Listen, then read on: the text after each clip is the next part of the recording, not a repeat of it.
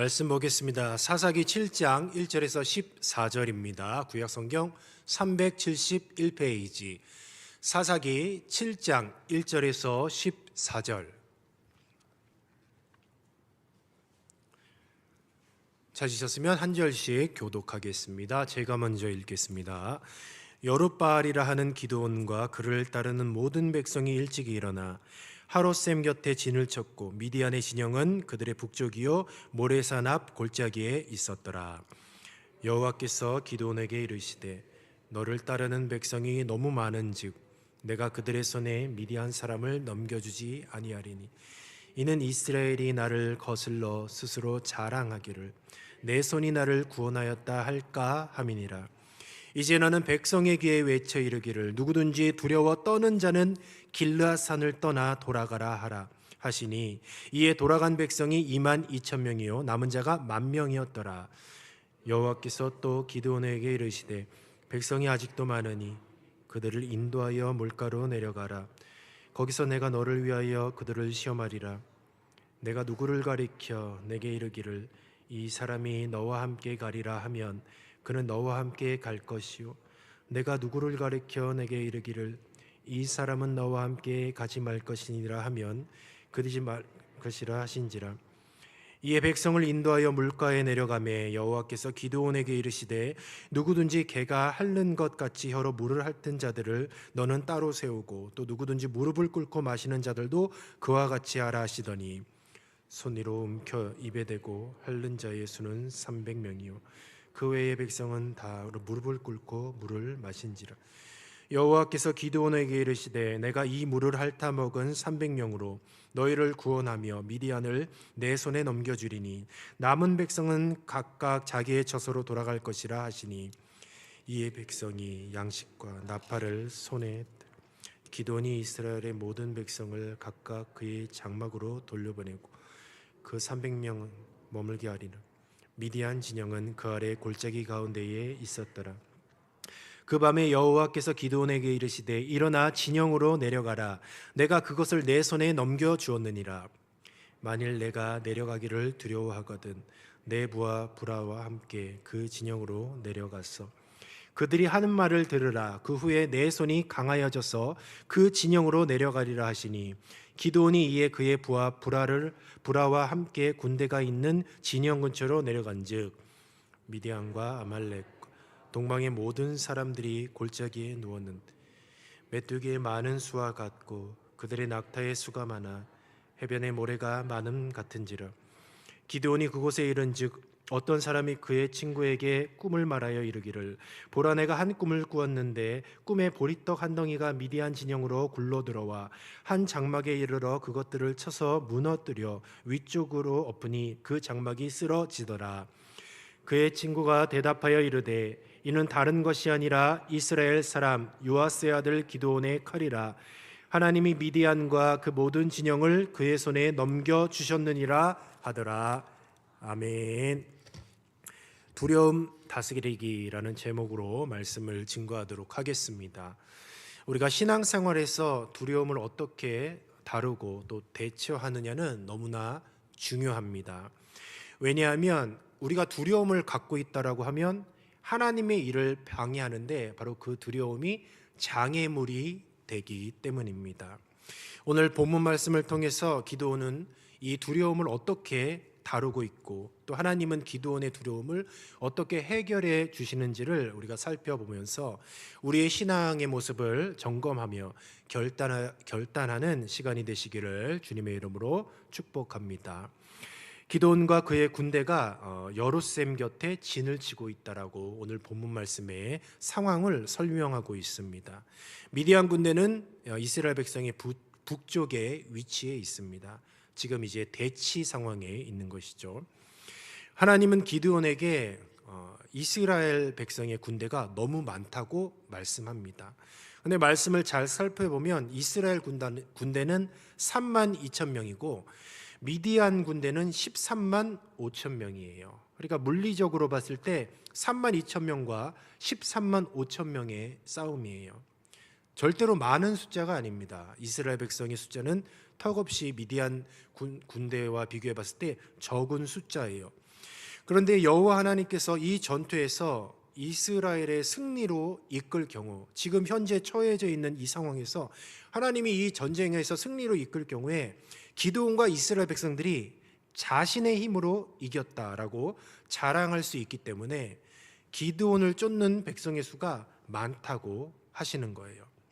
그러면서 하나님은 먼저 이스라엘 백성의 진영의 군사들 중에서 두려운 자들을 집으로 돌려보내라라고 명령을 하셨습니다.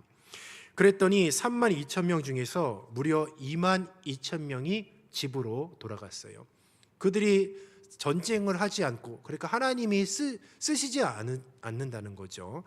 하나님께 쓰임을 받지 못하고 전쟁에서 싸우지도 못하고 돌아갔던 이유는 단 한 가지, 두려움 때문이었습니다. 그래서 이스라엘 백성이 10,000명밖에 남지 않았어요. 이제 10,000명 대 13만 5천 명의 싸움입니다. 그런데 여전히 병력이 너무 많다라고 하시는 거예요. 그래서 샘에서 물을 마시는 방식을 통해서 병력을 더 줄이시려고 하시는 것이에요. 개가 핥는 것 같이 혀로 물을 마시는 자들, 그리고 무릎을 꿇고 마시는 자들을 각각 따로 세우라고 하십니다. 그래서 개가 핥는 것 같이 혀로 물을 마시는, 그러니까 물을 손으로 떠서 마시는 자 300명을 남기고 나머지는 모두 돌려보내게 돼요.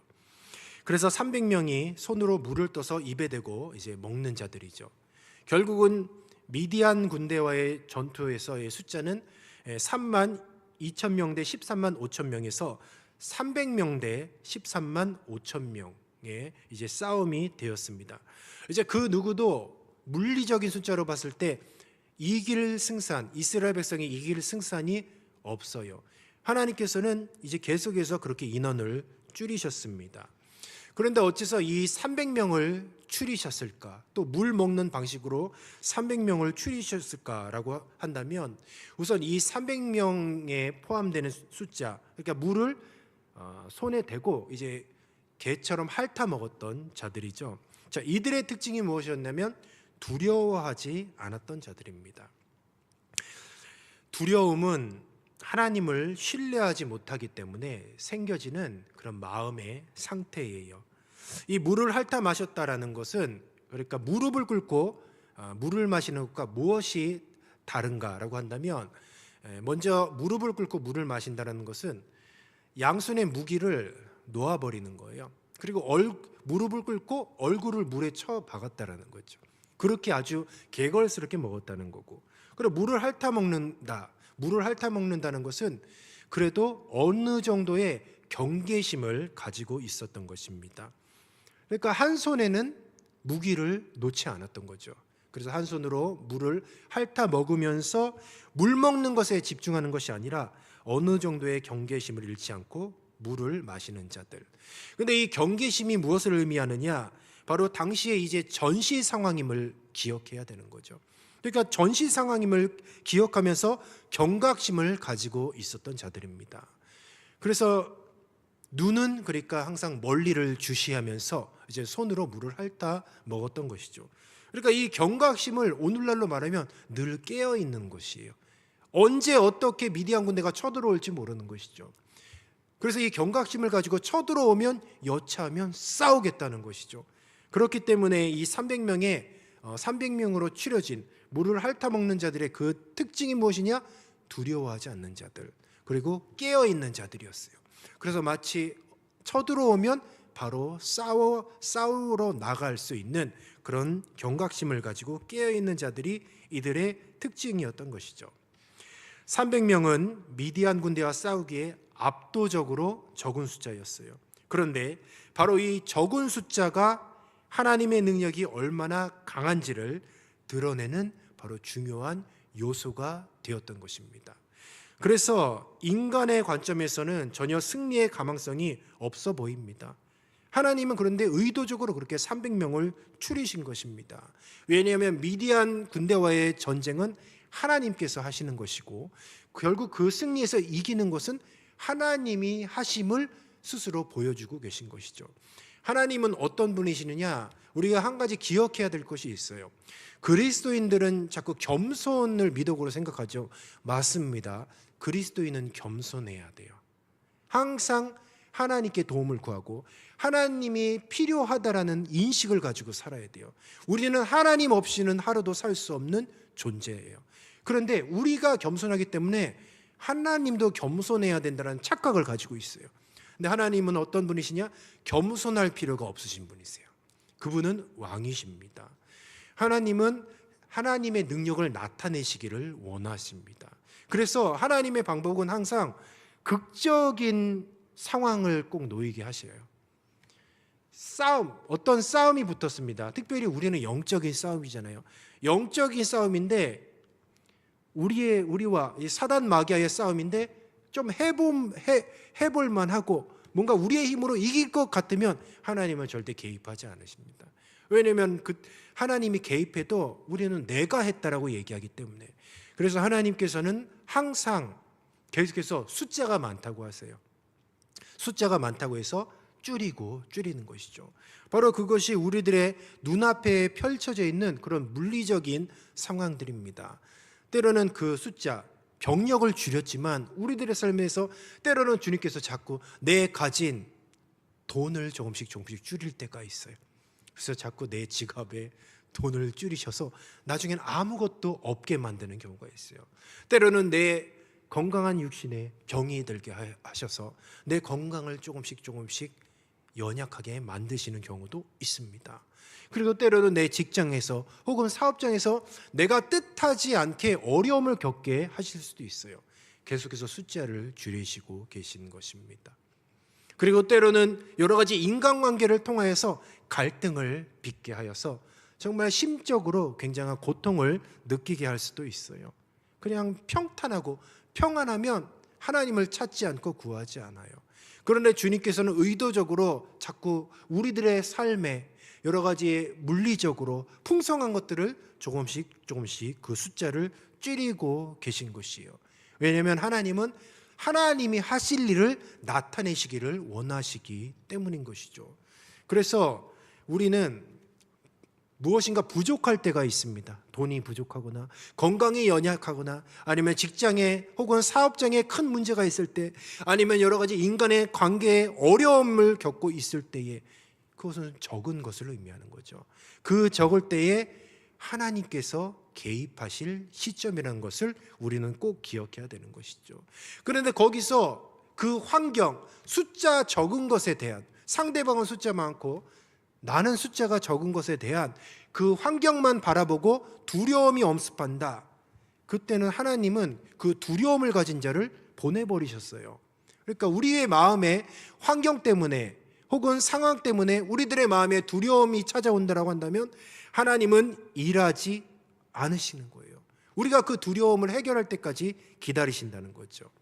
하나님은 숫자나 재능이 아니라 하나님의 능력으로 승리하시는 분이세요. 그래서 우리의 능력과 자원의 한계가 있을 때 하나님의 능력이 더욱더 분명히 드러나게 되어 있는 것입니다. 신앙생활을 하면서 그래서 항상 이 독이 되는 것이 있어요. 바로 그것은 우리들의 마음 가운데 두려움입니다. 사랑하는 우리 성도 여러분, 우리들의 마음에 두려움이 있다라고 한다면 하나님은 우리를 사용하지 않으셔요. 그리고 하나님은 일하지 아니하신다는 것을 꼭 기억해야 하겠습니다. 성경에 너무 많은 구절에 두려워하지 말라는 구절이 너무도 많이 있어요. 이사야 41장 10절 같이 한번 읽어보도록 하겠습니다. 이사야 41장 10절입니다. 시작. 두려워 말라, 내가 너와 함께함이라. 놀라지 말라, 나는 내 하나님이 되리라. 여호수아 1장 9절입니다. 내가 내게 명령한 것이 아니냐. 강하고 담대하라. 두려워하지 말며 놀라지 말라. 아멘. 하나님께서는 항상 두려워하지 말라라고 말씀하고 있어요. 기드온이 두려움을 느꼈을 때에 하나님께서 그를 격려하십니다. 그리고 적군의 두려움을 엿듣게 하셔서 용기를 북돋아 주셨어요. 하나님은 기드온에게 이 두려운 상황의 이 과정을 통해서 기드온으로 하여금 무엇을 배우기를 원하느냐? 바로 그 두려울 수밖에 없는 환경 속에서 하나님을 신뢰하는 법을 배우게 하시는 거죠. 두려움은 하나님 신뢰하는 법을 배우는 기회라는 것을 우리는 꼭 기억해야 돼요. 우리가 이 두려운 환경이 없다면 우리는 되게 간사합니다. 인간이 얼마나 간사하냐? 우리가 교회를 다니고 날마다 예배를 드려도 마음이 평탄하고 삶이 그냥 잘 먹고 잘 사는 그냥 부족한 것이 없으면 하나님을 찾지 않아요. 참 희한합니다. 신앙생활 열심히 잘하는 것 같으나 부족함이 없고 결핍이 없다면, 그리고 두려운 상황이 엄습해 오지 않는다면 우리는 하나님을 찾지 않아요. 그런데 두려운 상황이 찾아올 그때에 비로소 우리는 하나님을 찾게 됩니다. 그리고 그 가운데에 하나님을 찾고 하나님을 붙잡고 또 기도하는 가운데에 하나님 신뢰하는 법을 배우는 그런 기회가 된다라는 것이죠. 그래서 혹시 우리들의 인생 가운데에 두려운 상황에 놓여 있다라고 한다면 하나님을 굳건히 붙잡는 방법을 터득하시기를 주님의 이름으로 축복합니다. 우리가 아까 불렀던 이 찬송의 가사가 있어요. 370장 2절 가사에 보면 이렇게 고백하고 있어요. 그 두려움이 변하여 내 기도 되었고. 우리가 두려움의 반대말이 무엇이냐? 그리스도인에게 두려움의 반대말은 무엇이냐? 기도예요, 기도. 우리가 정말 두려우면 기도도 안 나와. 그런데 기도한다는 것 자체가 무엇이냐? 지금 나에 처해져 있는 이 삶, 나에게 처해져 있는 이 현실, 근데 주님 앞에 기도한다는 것 자체가 싸우고 있는 거예요. 근데 나에게 처해져 있는 상황에 완전히 매몰됐다. 그럼 기도도 안 해요. 기도원이 두려움을 느꼈을 때에 하나님께서는 기도원에게 두려워하지 말라, 그리고 그 신뢰하는 방법을 배우게 하셨어요. 하나님은 이스라엘 백성에게 그들이 직면한 위협과 두려움보다 하나님 자신을 더 신뢰하도록 계속해서 요구하고 계셔요. 기적과 같은 구원의 역사는 하나님이 하시지만, 그래서 인간의 입장에서는 믿음의 행위가 있어야 되는 거예요. 그런데 이 두려움이 무엇이냐면 그 믿음의 행위를 할 시작조차 못하게 하고 있어요. 다윗이 골리앗과 싸우러 나갔습니다. 키가 얼마나 큰지 이스라엘 백성들이 두려워서 감히 하나님을 욕하고 이스라엘을 욕하는데 감히 누가 골리앗 앞에 설 자가 없어요. 왜냐하면 다 두려웠기 때문에. 근데 다윗도 보시면 청년이었습니다. 청년. 다윗이 골리앗과 싸우러 나갔을 때에 그 마음이 어땠을까? 분명한 사실은 다윗도 두려웠을 거예요. 그런데 중요한 것은 다윗은 하나님을 의지하며 골리앗과 싸우러 그 발걸음을 내딛었다는 것이죠. 중요한 것은 우리가 두려워서 움츠러들면 아무런 역사가 없어요. 두렵다라고 한다면 기도하고 믿음의 행위가 있어야 되는 것이죠. 하나님이 홍해를 아무리 모세를 통해서 가르면 뭐합니까? 홍해를 건너는 건 우리들인데, 하나님이 홍해를 걸러주셔도 불안한 거예요. 이 물이 갈라졌는데 또다시 이 물이 다시 갈라진 것이 이제 다시 원상복구가 돼서 우리가 물에 매몰되지는 않을까, 이런 걱정, 이런 여러 가지 우리의 생각과 걱정을 하는 것이죠. 그래서 두려움은 믿음의 행위 자체를 하지 못하게 하는 것이죠. 아말렉과 전투가 있었어요. 이스라엘 백성. 그럼 모세가 두 손을 들고 기도하고 아론과 훌은 후방에서 이 모세의 피곤한 두 팔을 받들어서 모세의 팔이 내려오지 않게 하였습니다. 모세는 계속해서 중보 기도를 했어요. 그런데 중요한 것은 여호수아는 산 아래에서 직접 싸웠다는 거죠. 이게 무엇이냐? 기도도 중요한데 행동도 중요하다는 거죠. 만약에 두려운 환경이 있다라고 한다면 기도하고 앞으로 나아가야 되는 것이죠. 그렇다면 하나님의 역사가 일어나는 것이죠. 그런데 두렵기 때문에 기도도 안 하고 그리고 행동으로도 옮기지 않는다?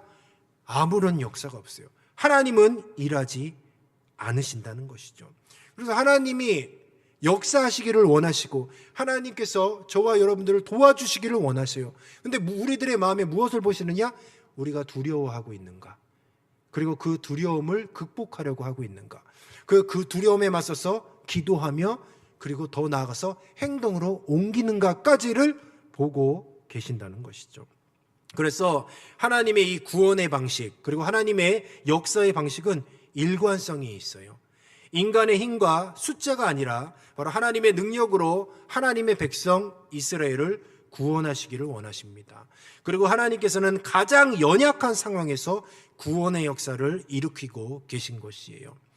그런데 우리는 계속해서 계산을 하는 거죠. 그리고 안 된다, 못한다 이런 얘기만 하는 것이죠. 출애굽 사건에도 하나님의 기적적으로 개입하셨잖아요. 그런데 이스라엘의 구원받는 모습을 잘 생각해 보면 항상 극적입니다. 비등비등할 때가 아니라 이스라엘 백성이 숫자가 완전히 적을 때, 그래서 이길 가망성이 없을 때 하나님께서는 구원의 역사를 이루어 주셨어요. 우리는 인생을 살면서 안 된다, 못한다 이런 얘기를 많이 들어요. 때로는 우리가 병원에 가서 의사 선생님이 이런 얘기를 할 수도 있잖아요. 우리 가족 중에서 이제는 포기하십시오. 단념하십시오. 이제는 의학으로는 불가능합니다. 자, 그렇다면 어떻게 해야 되느냐? 기도해야죠. 기도해야죠. 단순히 그냥 끝인가 보다 그게 아니에요. 그냥 두려워서 떠는 것이 아니라 기도하고 믿음으로 기도하고 우리들의 마음의 두려움을 극복하고 계속해서 기도하는 거예요. 믿음의 행위가 무엇이냐? 기도라는 거죠. 기도. 우리 자녀들 혹은 가족들 중에서도 믿지 않는 많은 생명들이 있잖아요. 근데 그 영혼들을 놓고 우리는 두려워하고 있어요. 내 힘으로는 할 수 없고 아무리 설득해도 교회에 나오지 않아요. 먼저 설득을 하고 열심히 노력했지만 끝까지 교회를 안 나오고 10년, 20년 계속해서 교회에 나오진 않아요. 그러면 거기서 끝이에요. 그 마음에 서서히 두려워지고 나중에 이제 포기한다는 거죠. 그러면 안 된다는 것입니다.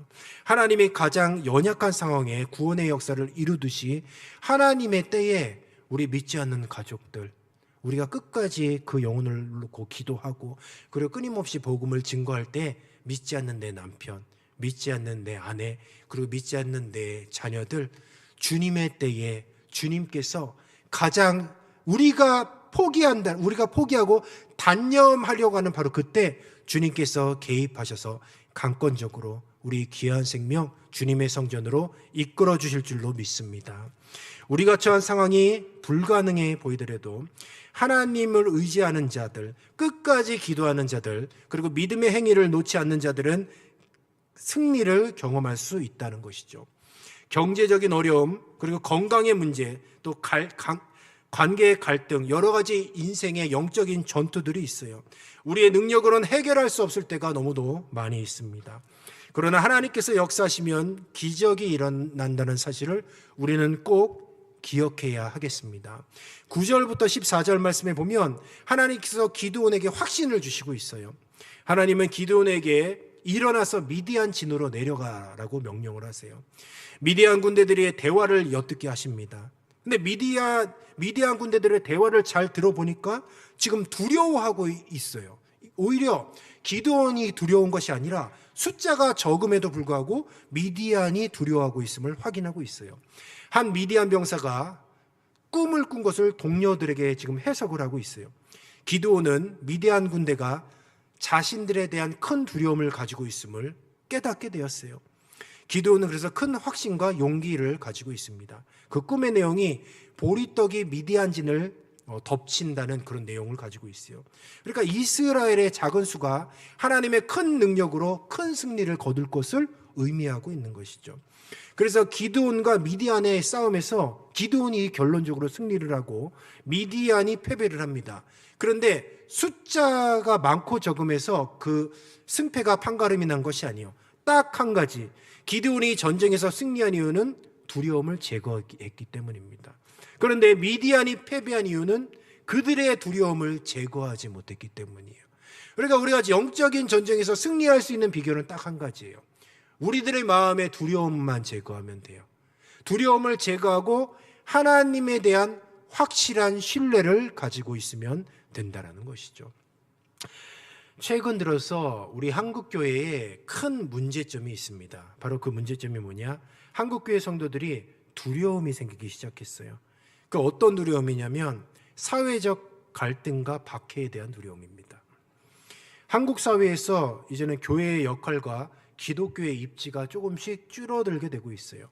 계속해서 끊임없이 이 사회는 교회를 비판하고 또 갈등을 야기시키고 있습니다. 기독교적 가치관이 지금 사회와 충돌하는 상황에서 벌어지고 있어요. 그런데 성도들은 자신들의 신앙을 이제는 사회, 세상 속에서 내세우면 오히려 그 신앙 때문에 비판당하고 불이익을 당할지 모른다는 그런 두려움을 가지고 있습니다.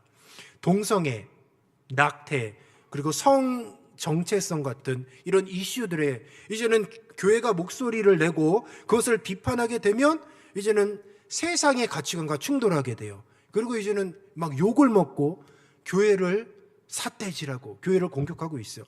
그래서 유독 지금 한국교회 성도들이 두려워하고 있어요. 사회에 대한 그 비판, 그리고 여론을 의식하면서 두려워하고 있습니다. 근데 어떤 목사님이 이런 발언을 하셨어요. 대한민국 교회가 아직 힘이 있는데도 이 상황을 못 막으면 하나님의 창조론을 믿는다고 말하는 순간 공직 후보자, 교사, 의사, 간호사 등 어떤 직업도 가질 수 없는 현실을 맞을 것이다 라고 막 울면서 호소하는 것들을 보게 됩니다. 동성애, 또 낙태, 성정체성, 차별금지법 이런 것들이 있잖아요. 이런 것들에 대해서 목소리를 안 내기 시작을 했어요. 이제는. 왜냐하면 자꾸 사회적인 가치관과 충돌이 되기 때문에 세상 사람들이 이제 비판하는 것에 대해서 교회가 부담을 느끼기 시작을 하고 입을 닫고 아무런 얘기를 하지 않아요. 세상이 두려운 거죠. 우리가 해야 될 역할, 세상의 빛과 소금의 역할을 감당하고 무엇이 진리인지를 우리가 그리스도의 진리의 말씀으로 환하게 비춰줘야 되는데 세상에 두려워서 아무 말도 못해요.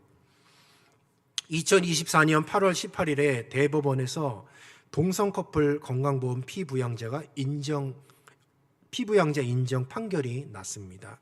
미국과 대만도 이 판결이 난 지 2년 만에 동성 결혼이 합법화됐어요. 이제 2년 지났어요. 동성 커플 건강보험 피부양자 인정 판결이 난 지가 우리나라도 2년이 지났어요. 그런데 이런 나라들의 특징을 보니까 기독교 국가였는데 유럽은 지금 예배 출석률이 영국 1%, 독일 1.3%. 그러니까 유럽의 예전에 기독교 국가였는데 이제는 이런 것들을 허용하고 목소리를 내지 않았더니 이제는 미전도 종족이 되어버렸어요. 그런데 그것이 어디서부터 비롯됐냐? 세상이 두려운 거죠. 세상이 두려워서. 그리스도인으로서 세상을 두려워하지 않고 온전히 복음을 담대하게 선포하고 진리의 말씀을 담대하게 선포하고 또 세상과 맞서서 복음의 진리를 가지고 오히려 그 말씀을 붙잡고 핍박을 당할지언정 두려워하지는 말아야 되는데 두려워서 아무 얘기를 못했어. 그러니까 결국은 나라가 망해버리고 나라가 망했고 기독교 국가가 이슬람 국가가 되어버리는 것이죠. 마태복음 10장 28절 우리가 같이 한번 읽어보도록 하겠습니다. 같이 읽어보겠습니다. 시작. 몸은 죽여도 영혼은 능히 죽이지 못하는 자들을 두려워하지 말고 오직 몸과 영혼을 능히 지옥에 멸하는 자를 두려워하라. 아멘. 성경에서는 두려움에 대해서 딱 두 가지를 말하고 있어요. 첫 번째는 세상적이거나 인간적인 두려움을 이야기하고 있습니다.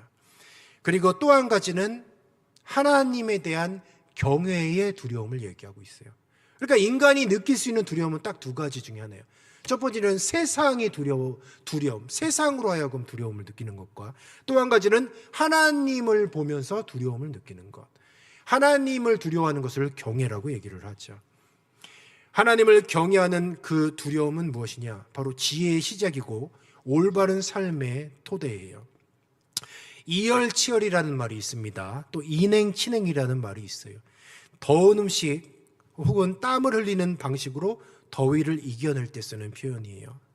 우리가 주사를 맞을 때 주사바늘 주입하는 부분을 손바닥으로 때리죠. 왜 때리느냐? 바로 주사바늘이 들어가는 고통보다 더 큰 고통을 통해서 주사바늘의 고통을 잊게 하기 위함인 것이죠. 결국은 두려움을 어떻게 극복하느냐? 우리가 세상의 그 두려움, 세상 사람들의 질타의 두려움, 아니면 내 환경으로 인한 많은 두려움을 어떻게 극복하느냐? 하나님을 두려워하면 돼요. 그 세상의 두려움보다 하나님을 더 두려워하면 된다는 거죠. 왜냐하면 하나님은 어떤 분이시냐? 나의 몸과 영혼을 능히 멸하실 수 있는 분이시라는 거죠. 세상이 아무리 나를 공격해도 내 육신밖에는 공격할 수가 없어요. 내 육신은 어떻게 해야 할 수는 있지만 내 영혼은 어떻게 할 수가 없습니다. 그런데 우리 주님께서는 나의 육과 영을 책임지시는 분이시라는 것이죠. 따라서 이 세상에 대한 두려움, 그것을 어떻게 이기느냐? 딱 한 가지예요. 하나님만 두려워하면 우리의 세상의 그 어떤 두려움도 다 이길 줄로 믿습니다. 말씀을 정리하도록 하겠습니다. 우리가 인생을 살면서 미래를 생각하면 두려움 투성이에요, 두려움. 그냥 다 두렵습니다. 내 인생도 두렵고, 내 자녀들의 인생을 생각하면 어떻게 밥이나 참 벌어먹고 살까? 이런 걱정이 들어요, 내 자녀들 생각하면. 너무 부족하기 때문에 얘네들이 잘 커서 정말 사람 돌이나 하고 살까? 이런 걱정이요. 그런데 뒤돌아서 생각해 보면 그렇게 연약하고 그렇게 부족한 내가 그래도 지금 신앙을 지키고 이 자리에 있다라는 거. 하나님은 단 한 번도 나를 포기하지 아니하시고, 하나님은 단 한 번도 내가 주님께 도움을 구할 때 단 한 번도 외면하지 아니하시고, 오늘 저와 여러분이 이렇게 예배자리에 나왔다는 것 자체가 하나님이 저와 여러분을 계속해서 보호하여 주시고 끝내는 구원을 이루어 주실 분인 줄로 믿습니다. 바로 내 자신을 보십시오. 우리 스스로 각자 내 자신을 보세요. 하나님은 단 한 번도 나를 버리지 않으셨어요. 그것이 오늘 우리가 이 자리에 앉아있는 증거이지 않습니까? 하물며 우리들의 인생의 그 두려움, 하나님께 맡길 때에, 그리고 하나님께 신뢰할 때에, 그리고 하나님을 두려워할 때에 하나님은 가장 좋은 길로, 선한 길로 우리들을 인도해 주실 것이고 끝내는 저와 여러분을 구원의 길로 인도해 주시는 좋은 분인 줄로 믿습니다. 신앙생활하면서 두려움이 엄습할 때에 하나님을 신뢰하시고, 두려움이 찾아올 때에 더 기도하시고 믿음의 발걸음을 담대히 내디디시는 저와 여러분이 되시기를 주님의 이름으로 축원합니다. 기도하겠습니다. 생명의 주님, 참으로 감사합니다. 우리의 인생을 돌아볼 때에 나는 기드온의 300명의 숫자와 같이 숫자가 적은 연약한 인생임을 고백합니다. 그럼에도 불구하고 주님만 의지하며 또 주님만 신뢰하며 나아갑니다. 행여나 우리들의 삶에 두려움이 엄습할 때에 그 두려움에 종속되지 않게 하여 주시옵소서. 우리의 영과 혼을, 우리의 육체의 모든 것들을 주관하시는 하나님을 신뢰하게 하옵소서. 여지껏 지켜주신 우리 주님을 신뢰하며 나가게 하여 주시고 우리의 인생의 모든 문제를 주님 앞에 맡기게 하여 주시옵소서. 단 한 번도 나를 포기하지 아니하시고 단 한 번도 나를 섭섭하게 하지 아니하신 나의 모든 기도에 응답하여 주신 그 주님을 신뢰하며 우리가 두려움이 엄습할 때 간절하게 기도하며 나아가고 주님을 붙잡을 수 있는 더 큰 믿음을 소유하게 하여 주셔서 두려움을 제거한 주님께 쓰임받는 기도원의 300명의 용사와 같이 이스라엘 백성을 구원으로 이끈 것처럼 많은 생명을 주님 앞에 이끌 수 있는 귀한 사명자의 삶을 살 수 있도록 복내려 주시옵소서. 감사하며 예수님의 이름으로 기도드리옵나이다. 아멘.